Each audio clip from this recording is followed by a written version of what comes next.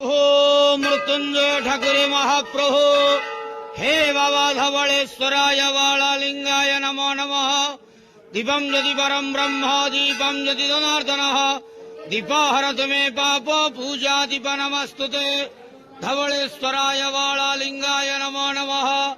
संसार सुखी रखंतु।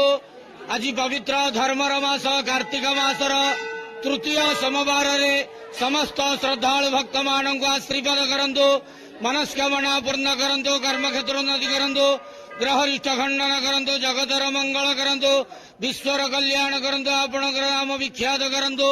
सेवकर डाक श्रवण करंतु। समस्त गुआवसा भक्त मानकर मनस्कामना पूर्ण करंतु। जो जो भक्त माने आपणक पाखरे मानसिक रखिचंती तांका मानसिक पूर्ण करंतु। धवलेश्वराय वाळालिंगाय नमो नमः। संसार सुखी रखंतु आनंद केवार हरि बोलो। पवित्र धर्मर मास कार्तिक मासर तृतीय सोमवार रे समस्त श्रद्धालु भक्त मानू आशीर्वाद करंतु आनंद केवार हरि बोलो। बाबा धवलेश्वराय वाळालिंगाय नमः।